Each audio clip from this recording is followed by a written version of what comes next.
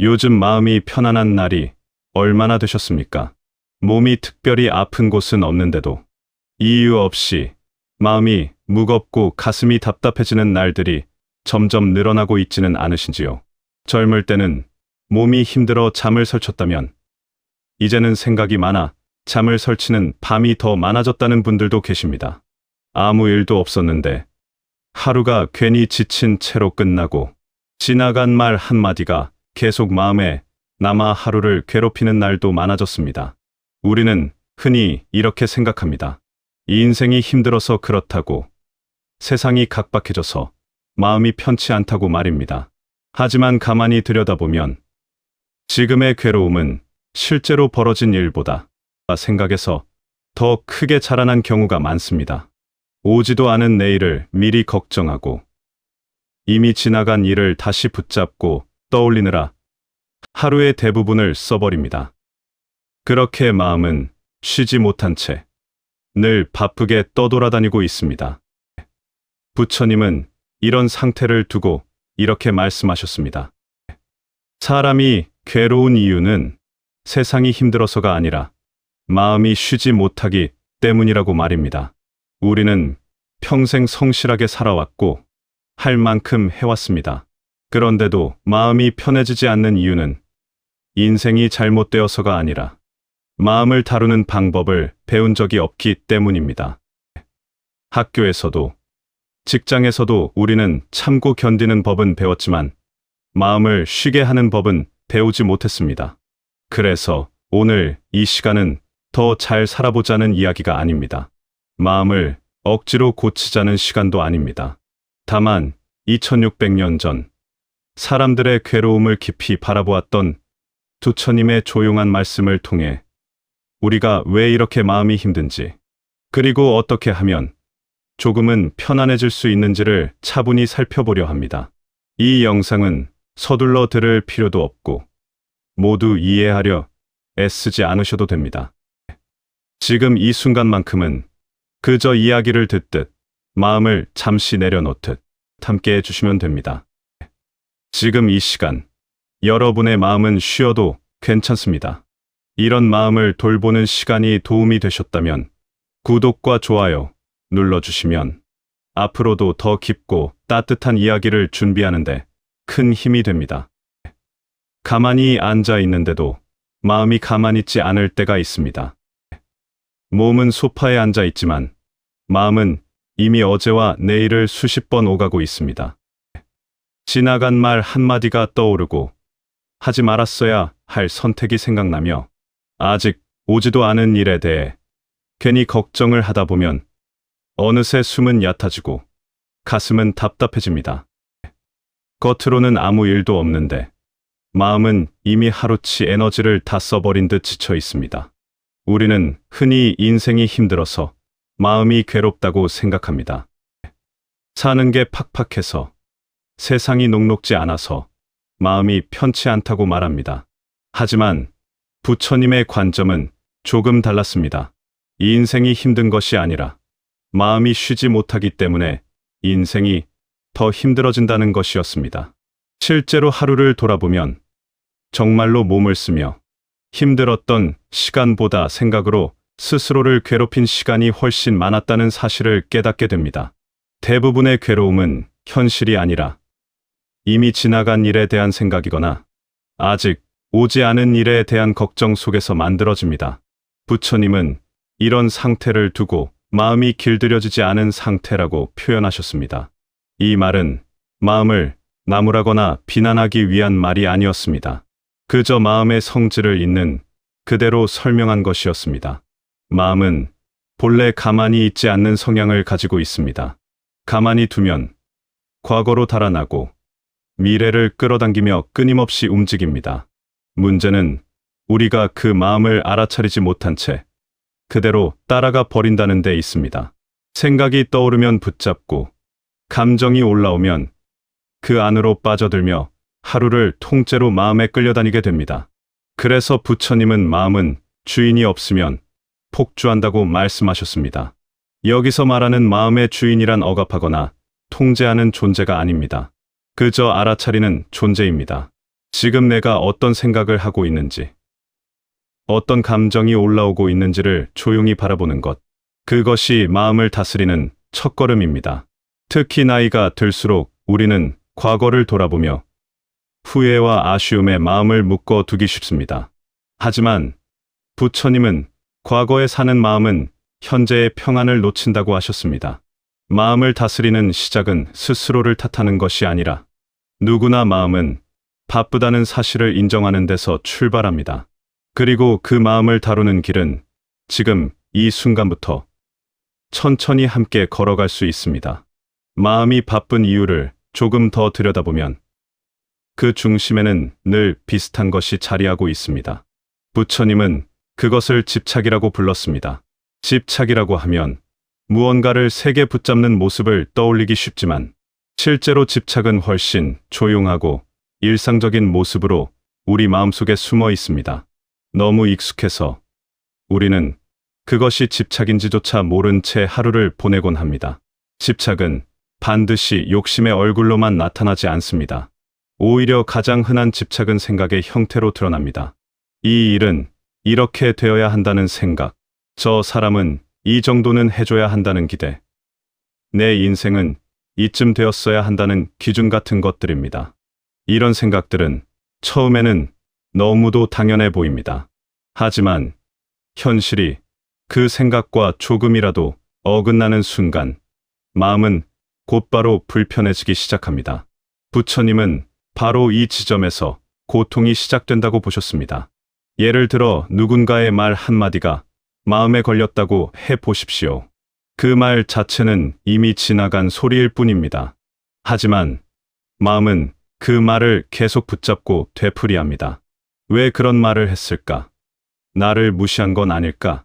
예전에도 비슷한 일이 있었지 하면서 마음은 혼자서 이야기를 만들어 갑니다. 부처님은 이를 두고 실제의 고통보다 마음이 만들어낸 고통이 훨씬 크다고 말씀하셨습니다. 사건 하나의 생각이 여러 개 붙는 순간 고통은 눈에 띄게 커집니다. 특히 가까운 사람일수록 기대는 커지고 그 기대가 채워지지 않을 때 상처도 깊어집니다. 기대는 말로 하지 않아도 마음속에서 이미 요구가 되기 때문입니다. 그래서 부처님은 집착을 없애라고 하지 않으셨습니다. 대신 집착을 알아차리라고 하셨습니다. 지금의 괴로움이 상황 때문인지 아니면 상황 위에 얹힌 내 생각 때문인지를 조용히 살펴보라는 것입니다. 마음을 다스린다는 것은 삶을 포기하는 것이 아닙니다. 기대를 모두 버리고 무기력해지는 것도 아닙니다. 다만 마음속에서 나도 모르게 움켜쥐고 있던 생각과 기준을 하나씩 인식하는 연습입니다. 집착을 알아차리는 순간 마음은 조금 느슨해집니다. 반드시 이렇게 되어야 한다는 생각에서 벗어날 때 부처님이 말씀하신 자유는 아주 조용한 형태로 우리 마음에 찾아옵니다. 우리는 흔히 생각과 감정을 하나로 묶어서 말합니다. 기분이 안 좋아지면 생각도 나빠지고 생각이 복잡해지면 감정도 함께 무거워진다고 느낍니다. 그래서 마음이 힘들 때면 이 생각만 멈추면 좋겠다고, 이 감정만 사라지면 괜찮아질 것 같다고 여깁니다. 하지만 부처님은 이런 태도가 오히려 마음을 더 괴롭게 만든다고 보셨습니다. 생각과 감정은 없애야 할 문제가 아니라 먼저 이해해야 할 대상이기 때문입니다. 부처님이 가르치신 마음 다스림의 첫 연습은 감정을 없애는 것이 아니라 감정과 거리를 두는 것이었습니다. 화가 날 때 나는 화가 났다고 말하는 대신 화가 올라오고 있다고 마음속으로 말해보라고 하셨습니다. 이 작은 표현의 차이가 마음에 큰 여유를 만들어줍니다. 감정을 나 자신과 동일시하지 않고 지금 일어나고 있는 하나의 현상으로 바라보는 순간 우리는 감정에 끌려다니지 않게 됩니다. 부처님은 이것을 알아차림이라고 불렀습니다. 생각 역시 감정과 다르지 않습니다. 생각은 멈추라고 해서 멈춰지지 않습니다. 오히려 억지로 밀어내려 할수록 더 강해집니다. 그래서 부처님은 생각을 강물 위에 떠내려가는 나무잎처럼 바라보라고 하셨습니다. 하나의 생각이 지나가면 또 다른 생각이 나타나고 그것도 잠시 머물다 사라집니다. 우리는 그 모든 생각에 반응할 필요가 없습니다. 생각이 떠올랐다는 사실만 알아차리고 다시 지금 이 순간으로 돌아오면 됩니다. 그때 가장 쉬운 길이 바로 숨을 느끼는 것입니다. 숨은 언제나 지금에만 존재하기 때문입니다. 중요한 것은 잘하려고 애쓰지 않는 것입니다. 오늘은 마음이 잘 가라앉지 않아도 괜찮고 생각이 계속 올라와도 괜찮습니다. 부처님은 수행을 성공과 실패로 판단하지 않으셨습니다. 알아차리는 순간이 단 한 번이라도 있었다면 그것으로 충분하다고 하셨습니다. 마음을 다스린다는 것은 감정을 없애는 기술이 아니라 감정과 생각을 이해하며 함께 살아가는 지혜입니다. 이 지혜는 억지로 얻어지는 것이 아니라 반복되는 알아차림 속에서 조금씩 몸에 배게 됩니다. 나이가 들수록 마음을 가장 자주 괴롭히는 감정 중 하나는 비교입니다. 젊을 때는 앞만 보고 달리느라 남의 삶을 돌아볼 여유조차 없었지만 이제는 문득문득 다른 사람의 인생이 눈에 들어옵니다. 누구는 자식이 잘 된 것 같고 누구는 노후가 여유로워 보이며 누구는 아직도 활기차게 살아가는 것처럼 보입니다. 그럴 때 마음속에서는 조용한 질문이 올라옵니다. 나는 잘 살아온 걸까? 내 인생은 이 정도면 괜찮은 걸까 하는 생각입니다. 부처님은 비교하는 마음을 두고 끝없는 저울 위에 스스로를 올려놓는 일이라고 하셨습니다. 저울 위에 올라간 순간 마음은 결코 편안해질 수 없습니다. 위를 보면 늘 부족해 보이고 아래를 보면 또 다른 불안이 생기기 때문입니다. 비교는 지금의 나를 있는 그대로 보지 못하게 만들고 이미 지나온 삶마저 가치 없게 느끼게 합니다. 하지만 부처님은 분명히 말씀하셨습니다. 인생에는 정답도 없고 표준도 없다고 말입니다. 각자의 삶은 각자의 조건과 인연 속에서 흘러온 것이지 한 줄로 세워 비교할 수 있는 것이 아니기 때문입니다. 비교는 종종 후회로 이어집니다. 그때 다른 선택을 했더라면, 조금만 더 참았더라면, 용기를 냈더라면 지금은 달라졌을 것이라는 생각이 마음을 붙잡습니다. 부처님은 이런 마음을 두고 이미 닫힌 문을 계속 두드리는 것이라고 표현하셨습니다. 우리는 과거를 바꿀 수 없다는 사실을 몰라서가 아니라 마음이 그것을 받아들이지 못해서 후회를 놓지 못합니다. 하지만 후회는 지나간 삶을 반성하게 만들 수도 있지만 오래 붙잡고 있으면 지금의 시간을 조금씩 갉아먹는 감정이 됩니다. 그래서 부처님은 과거를 돌아볼 때조차 지금의 마음으로 돌아보라고 하셨습니다. 그때의 나는 그때의 조건 속에서 최선을 다했을 뿐이라는 사실을 인정하는 것입니다. 지금의 기준으로 과거를 심판하는 것은 공정하지도 자비롭지도 않습니다. 나에게 가장 먼저 필요한 자비는 다른 누구도 아닌 바로 자기 자신에게 향해야 한다고 부처님은 말씀하셨습니다. 비교와 후회에서 벗어나는 길은 멀리 있지 않습니다. 지금 이 순간 내 앞에 놓인 하루를 바라보는 것입니다.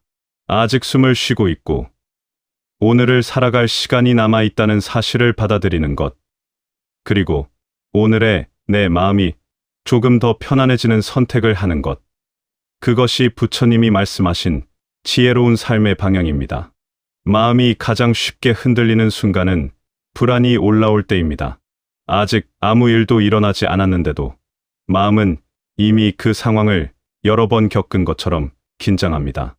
앞으로 어떻게 될지 모른다는 생각, 건강에 대한 걱정, 경제적인 불안, 가족에 대한 염려까지 마음은 쉼 없이 다음 걱정을 찾아 나섭니다.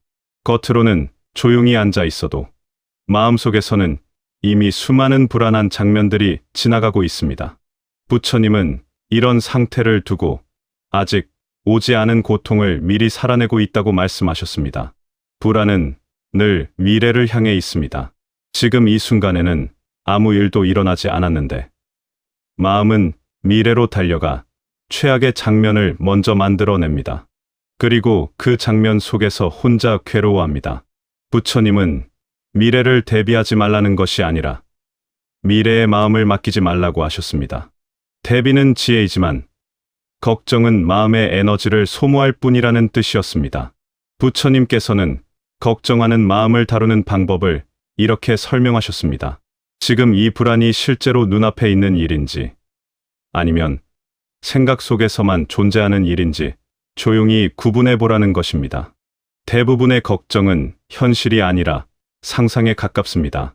그 사실을 알아차리는 순간, 마음은 불안에서 한 걸음 물러나게 됩니다. 불안에 끌려다니는 자리가 아니라 불안을 바라보는 자리에 서게 되는 것입니다. 그때부터 불안은 마음의 주인이 아니라 하나의 지나가는 감정이 됩니다. 불안이 올라올 때 가장 도움이 되는 것은 몸의 감각으로 돌아오는 것입니다. 마음은 미래로 달아나지만 몸은 항상 지금 여기에 있습니다. 숨이 들고 나는 감각, 발바닥이 바닥에 닿아 있는 느낌, 의자에 앉아 있는 몸의 무게를 느끼는 것만으로도 마음은 현재로 돌아옵니다. 걱정을 완전히 없애려 애쓸 필요는 없습니다. 걱정은 책임감이 많은 사람일수록 더 자주 찾아오는 감정이기 때문입니다. 중요한 것은 걱정과 함께 사느냐, 걱정에 끌려가느냐의 차이입니다.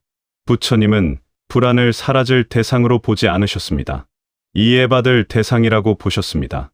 그렇게 바라볼 때 마음은 조금씩 안정되고 단단해지기 시작합니다. 마음이 힘들다고 느낄 때 그 안을 조금 더 들여다보면 분노나 서운함이 자리하고 있는 경우가 많습니다. 겉으로는 아무렇지 않은 척 웃고 지내지만 혼자 있을 때 문득 떠오르는 말 한마디, 잊은 줄 알았던 장면 하나가 마음을 다시 불편하게 만듭니다. 부처님은 분노를 불붙은 숯을 손에 쥐고 있는 것에 비유하셨습니다. 상대에게 던지기도 전에 그 뜨거움을 가장 먼저 느끼는 사람은 바로 자기 자신이기 때문입니다. 분노는 대부분 큰 사건에서 시작되지 않습니다.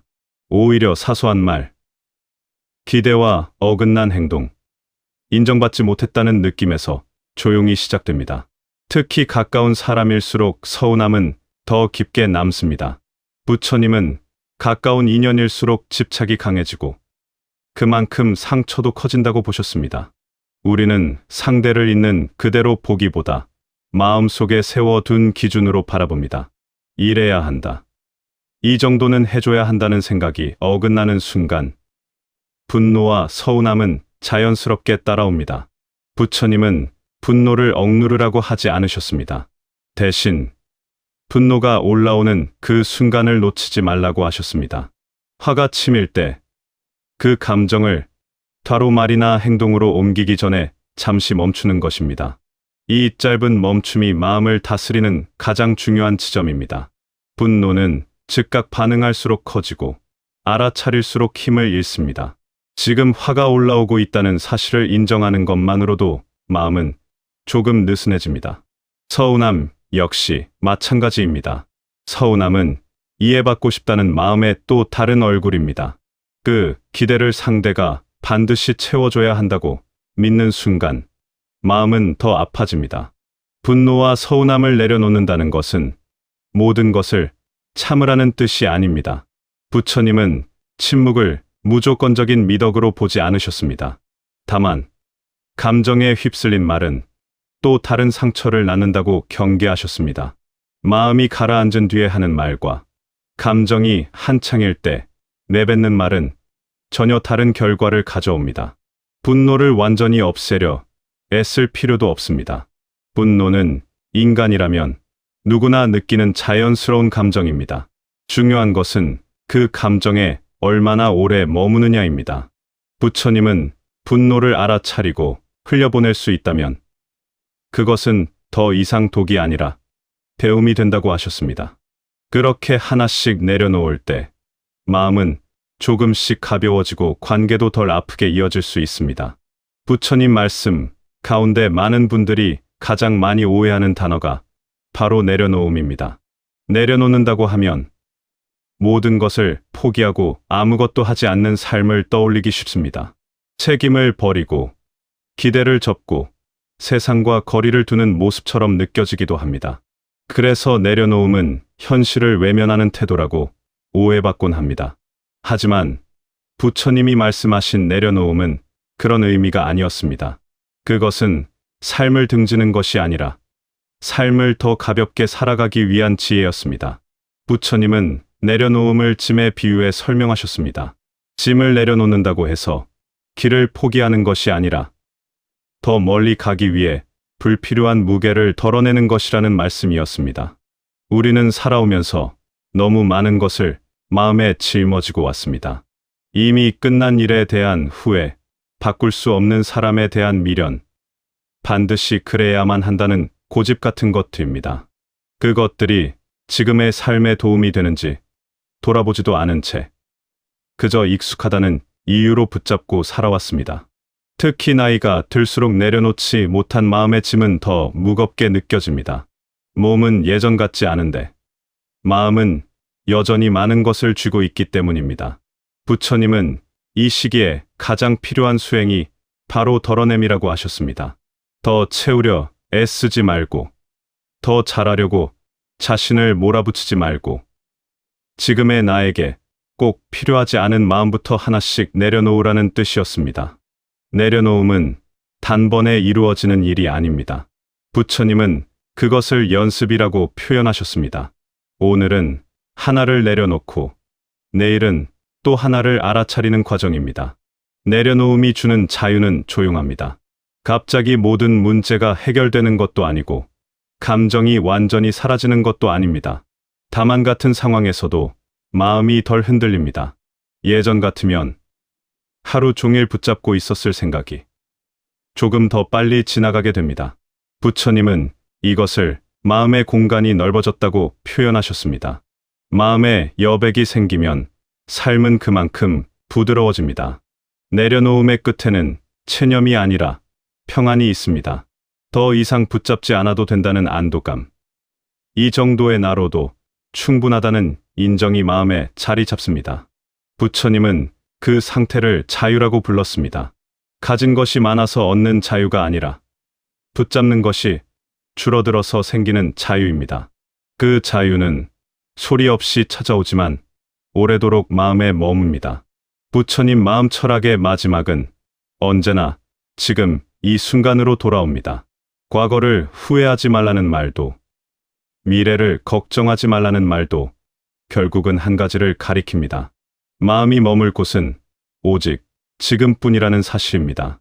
하지만 우리는 평생을 지금이 아닌 시간에서 살아왔습니다. 이미 지나간 일을 붙잡고 아직 오지 않은 일을 끌어당기며 정작 눈앞에 놓인 하루를 흘려보내곤 했습니다. 부처님은 사람이 하루를 살지만 마음은 100년을 산다고 하셨습니다.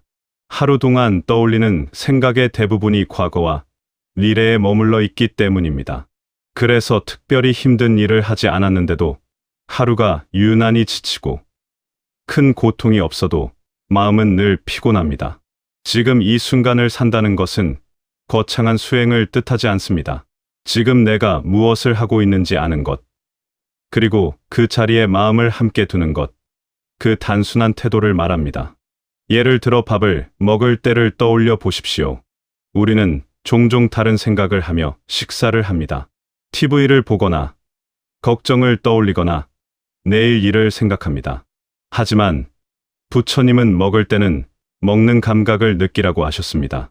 씹는 느낌, 음식의 온기, 삼키는 순간을 알아차리는 것만으로도 마음은 자연스럽게 현재에 머무르게 됩니다.